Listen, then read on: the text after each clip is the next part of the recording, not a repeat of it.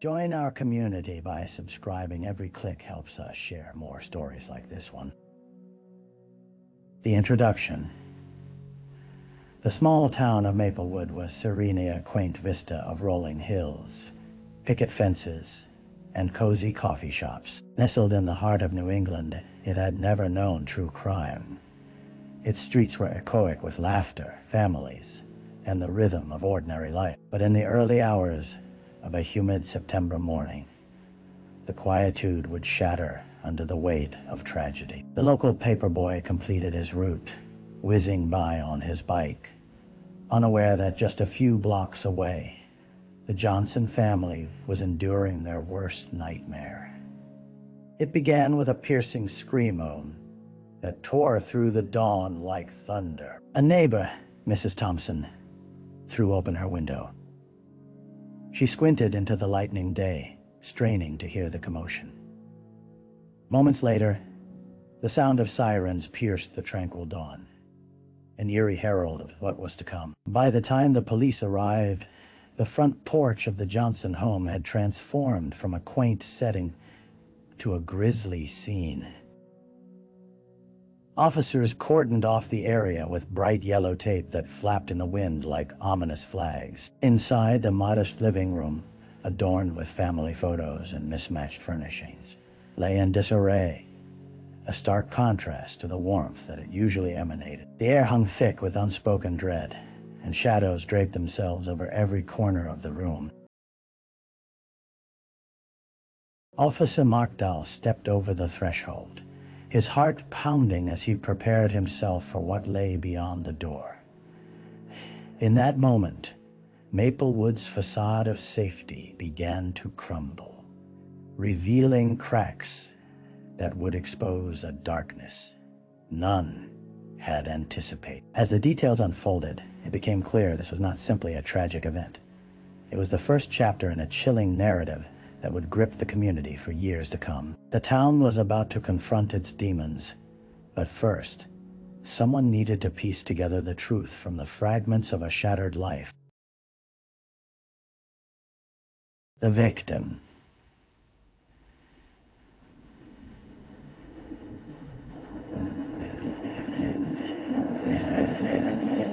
Johnson had always been the heart of the Johnson family. At 28, she was a vibrant presence in Maplewood, known not just for her captivating smile, but for her compassion. As a kindergarten teacher, her desk at the Maplewood Elementary School overflowed with crayons, vibrant drawings, and notes filled with childlike adoration. She lived for the joy of nurturing young minds, ready to inspire a love of learning that would last a lifetime. But that morning, as her family gathered in the living room, the warmth of her spirit was dampened by a chilling reality. Emily's mother, Mary Johnson, rocked back and forth in disbelief, clutching her daughter's favorite teddy bear, a relic from her childhood. "This can't be happening," she murmured, her face pale, tears spilling over as the police interrogated her about the events leading up to the tragedy. While officers engaged in an earnest dialogue, they learned about Emily's day before the incident. She had been excited, having planned a weekend of hiking with friends. A brief escape before the school year kicked into full swing. She had laughed and treasured each moment, eagerly anticipating sharing nature's wonders with those who mattered. That enthusiasm felt like a stark contrast to the weighty shadow now cast upon her family. Her brother, Jake, had heard the argument. She was arguing with someone on the phone, he recalled, glancing nervously at the officers. "I thought it was just a disagreement. She seemed fine." The tension in the room thickened, swelling with uncertainty as he grasped at the threads of memory, hanging desperately onto the last moments he had shared with his sister. As investigators sifted through every fragment of Emily's life, they were bound to discover that beneath her sunny disposition lay complexities, relationships woven with love, and perhaps envy. Each detail unearthed would peel back the layers of a life extinguished too soon, shrouding the town of Maplewood in questions that screamed for answers. The crime scene. The air was thick with an unsettling tension as Officer Markdahl crouched at the threshold of the Johnson home, the vibrant decor now muted by the gravity of the situation. The usual comforting scent of freshly brewed coffee gave way to a sterile, almost claustrophobic smell that made his throat tighten. This was a scene he had hoped never to witness, a home transformed into a tableau of violence. Inside, beams of morning light filtered through the lace curtains, illuminating an unsettling contrast. Emily's favorite floral patterned couch, the one she had spent countless evenings curling up on with a good book, was now stained unusually dark, an unmistakable mark of the events that had transpired. Scattered across the plush carpet were remnants of a struggle. A toppled lamp, a shattered picture frame bitterly displaying a moment of joy, and Emily's handbag thrown aside, its contents spilling out in chaotic disarray. Markdahl pressed on, his instincts honed through years of experience, knowing that every detail mattered. He noticed a broken necklace lying beneath the coffee table. Emily's favorite, symbolizing her connection to family. Nearby, the remnants of a small meal lay abandoned, half-eaten.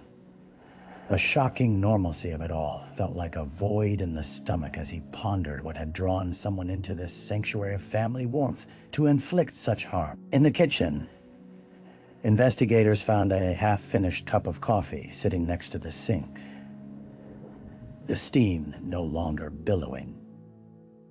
It suggested Emily had been interrupted, perhaps in a moment of vulnerability, just minutes before the horror unfolded. The refrigerator door stood ajar, adorned with the cheerful art of her students, bright, innocent, and untainted by the grim reality that now overshadowed them.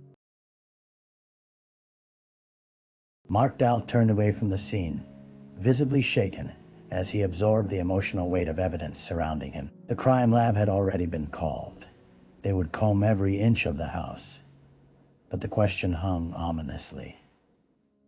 What had instigated this violent burst of chaos in a place once filled with laughter and light? Shadows crept into the corners of his mind.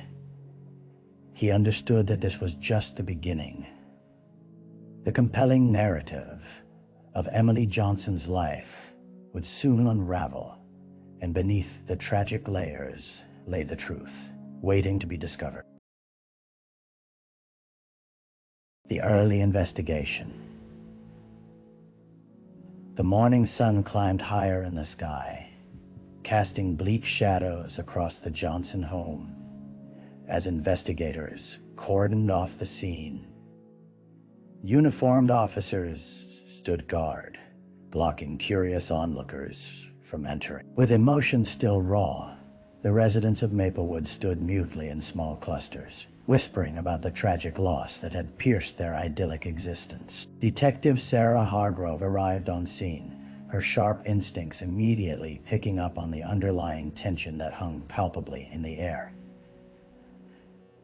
A veteran of the force, she had seen her fair share of tragedy, but this was different. This was a community that had never confronted such darkness, and Hargrove could almost feel the eyes of every resident upon her, hoping for answers, but also dreading what those answers might reveal. Once inside, she began by interviewing the family members, her tone gentle but steady as she navigated through their grief.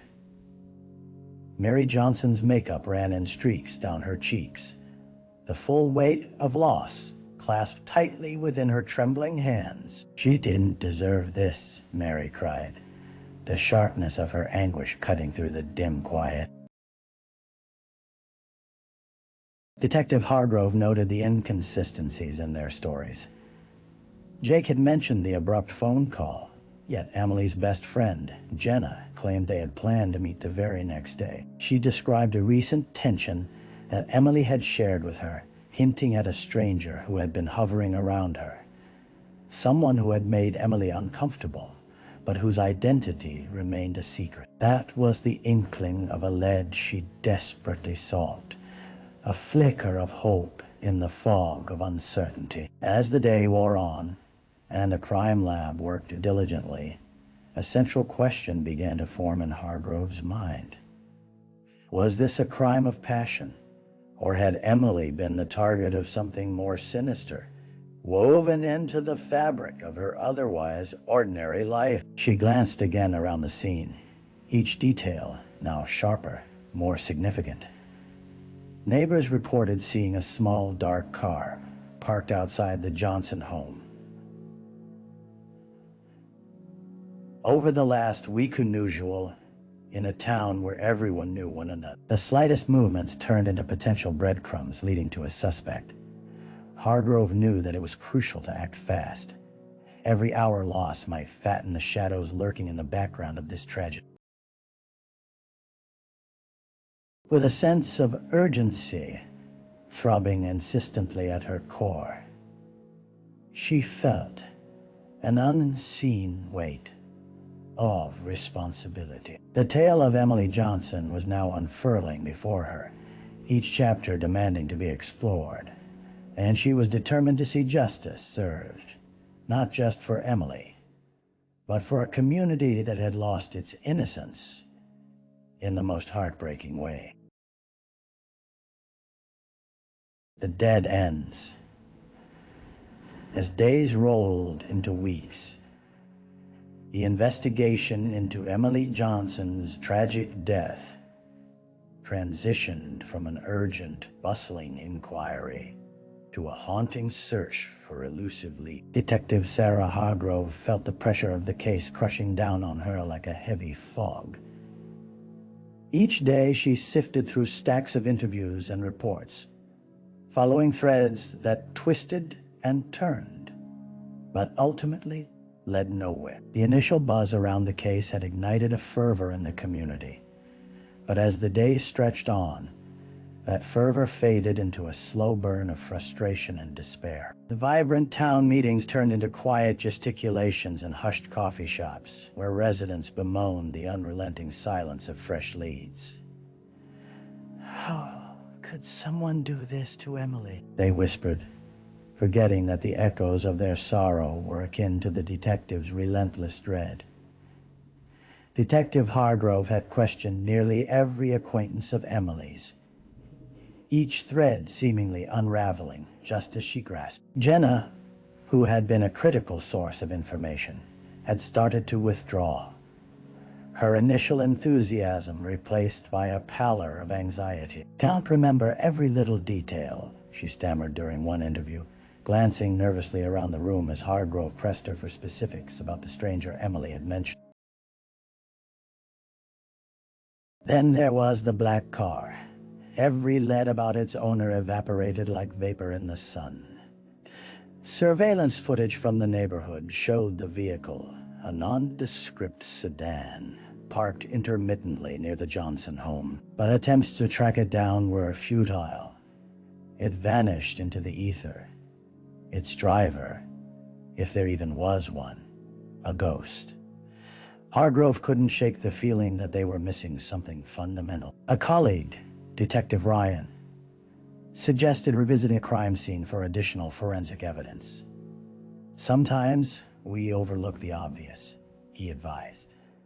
They returned, but the sterile imprint of the crime had eroded with time. Whatever potential evidence existed had been taken or destroyed, a gut-wrenching reminder of the fragility of certainty amidst chaos. Weeks turned into sleepless nights, and with every dead end, the weight of Emily's memory seemed more heavy. Hargrove knew that without a breakthrough, the case risked fading into the archives, a forgotten statistic in a town's ledger. She couldn't let that happen. Gripping her coffee, now cold and bitter, she stared into the depths of it, determination hardening her resolve. Somewhere, someone held the truth she just needed to find a way to coax it out into the light. A break in the case. A cold grip of desperation had settled over Detective Hargrove's thoughts when, on an otherwise unremarkable Thursday afternoon, a glimmer of hope materialized. She was poring over case files for what felt like the 100th time when her phone buzzed insistently, breaking the rhythm of despondency that had engulfed her. Detective Hargrove, this is Angela at the station. The voice crackled through the line. You need to come down here. We've gotten a call about a suspicious person in the area, claiming to have information about the Johnson case. Her heart raced as she hung up and swiftly made her way to the precinct, adrenaline coursing through her veins. The dull ache of uncertainty that had lingered for weeks was punctuated by the whisper of possibility. Names flitted through her mind. Could this be the lead that shed light on Emily's tragic end? When she reached the station, she found a man seated in the interview room.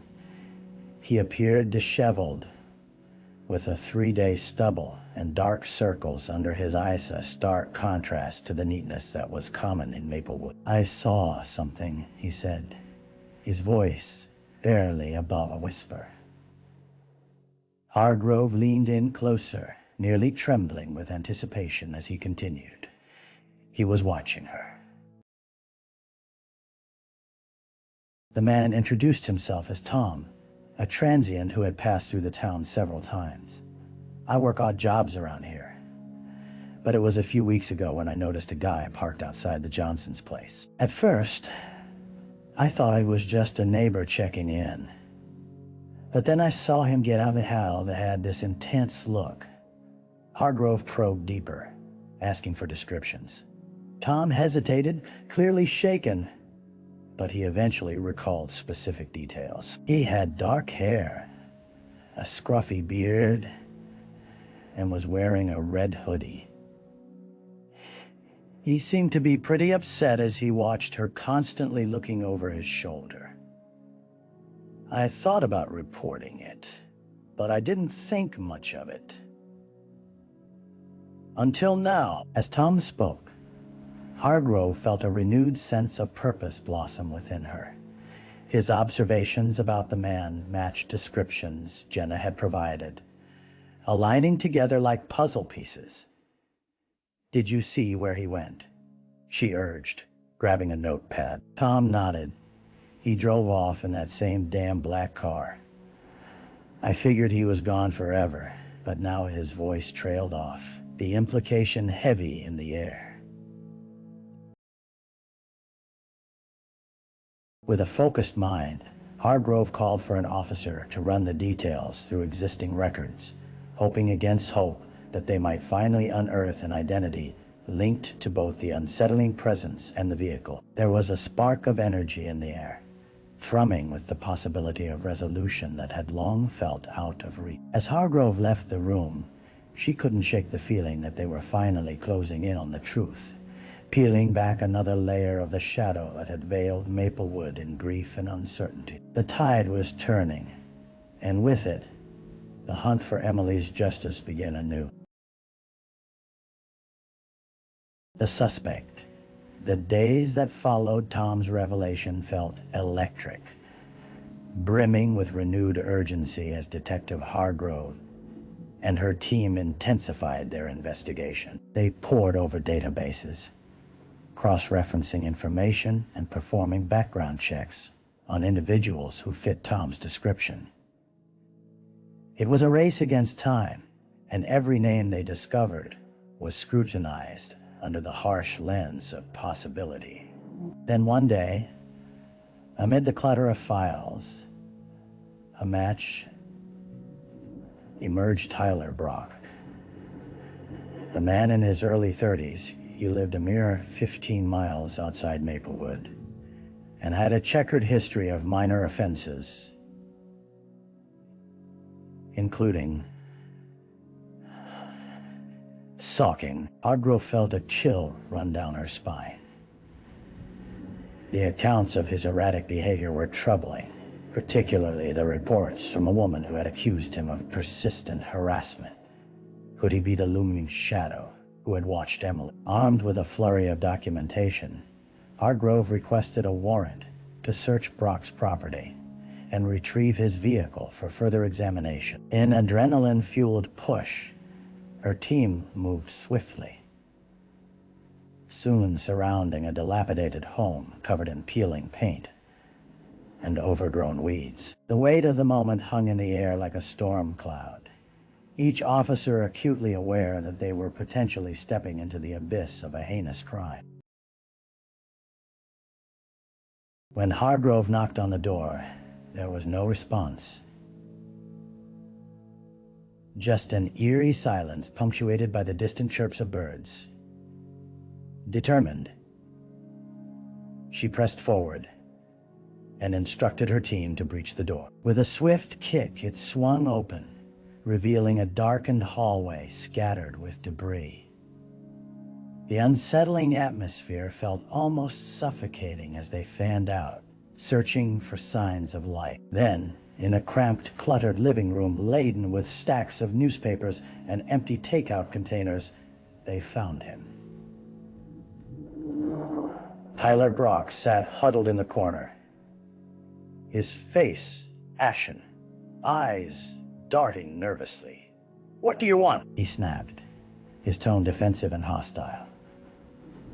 Hargrove stepped forward confidently, her demeanor calm yet authoritative. "We need to talk about Emily Johnson," she said, weighing each word carefully, searching for the cracks in his facade. Brock stiffened, but Hargrove could sense an undercurrent of fear threading through his bravado. "I don't know what you're talking about," he replied, attempts to mask his tremors betraying him. The officers stepped closer, and Hargrove pulled out the evidence, a photograph of Emily alongside Tom's description of him watching her. "Witnesses have seen you near her home. This isn't just coincidence." His eyes darted around the room, retreating into a defensive wall. "I didn't do anything," he mumbled, though the tremor in his voice suggested otherwise. Hargrove pressed on, intense and unwavering. "Tyler, you're only making this worse for yourself. We have the car. We can trace its movements." With the weight of the evidence pressing down on him, the tension in the room escalated. Brock's bravado began to crumble, and in that moment, Detective Hargrove realized they were on the precipice of a significant breakthrough. As they prepared to apprehend him for further questioning, she knew deep in her gut that Tyler Brock held the potential to unravel the mystery surrounding Emily's death and perhaps reveal the truth about the shadows that had suffocated a once peaceful town. The trial. Months had passed since Tyler Brock was arrested, the canvas of Maplewood forever stained with the specter of Emily Johnson's tragic death. The small-town courthouse bustled with emotion, anticipation hanging thick in the air as the community gathered to witness the proceedings that had become the talk of the town. Families filed in alongside reporters, their faces a tapestry of concern and hope, clinging to the promise of justice. Detective Hargrove sat among the spectators, the burden of the case heavy on her shoulders. She recalled the weeks spent piecing together the evidence, the testimonies, the forensics, the chilling confrontation that had led them to Tyler. He sat at the defendant's table, an almost hollow shell of a man, slouched beneath the weight of his charged past.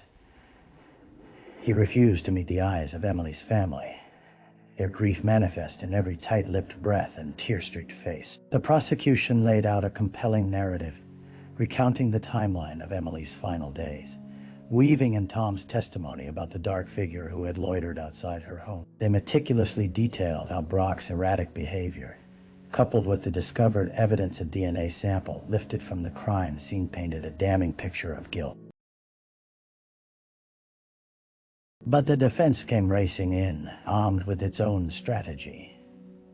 They painted Brock as a victim of circumstance, a troubled man caught in a chaotic web of misunderstandings. There is no solid evidence linking him directly to the murder, the attorney argued passionately, gesturing toward the jury in a manner meant to evoke sympathy. The defense challenged the reliability of eyewitness accounts, casting doubt on everything from Tom's recollections to the timeline of events.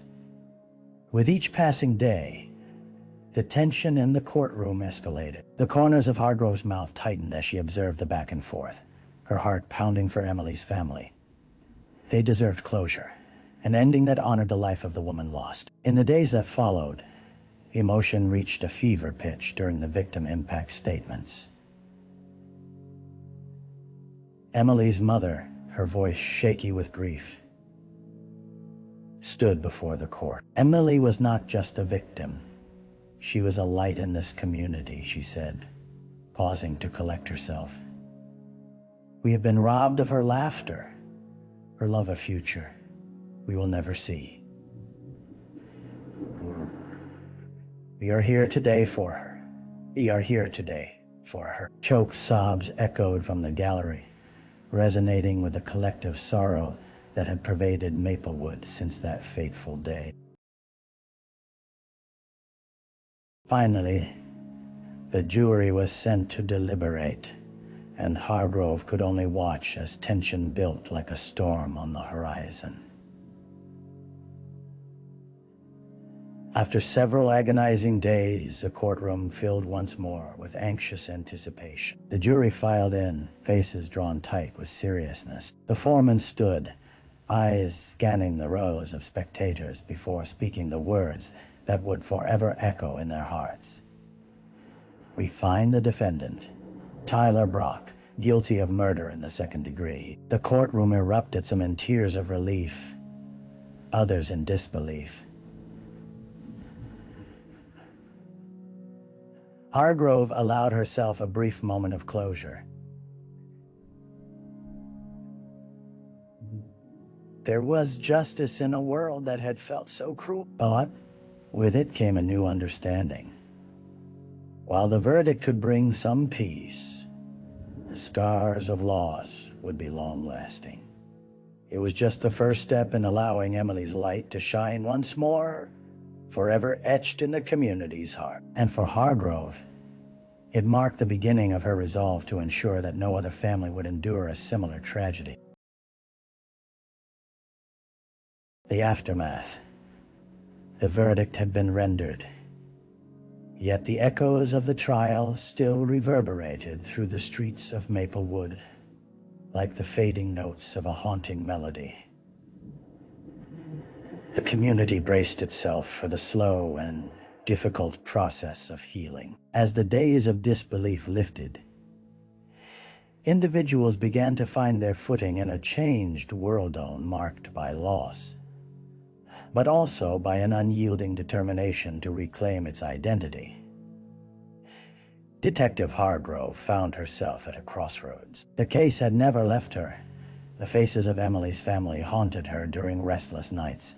Grateful for closure, the community still grappled with the painful process of rebuilding trust. Neighborhood gatherings and school functions became cathartic spaces where residents shared stories about Emily, recounting her laughter and kindness, legendary moments that filled the silence left in her absence. Truthfully, there was still a sense of wariness in the air, a lingering shadow that cast doubt upon the town's ability to return to its former tranquility. Hargrove organized community forums under the town's old oak tree, encouraging discussions about safety and vigilance. There's strength in knowing your neighbors, she insisted, hoping to forge connections that would help mend the fractures the tragedy had caused.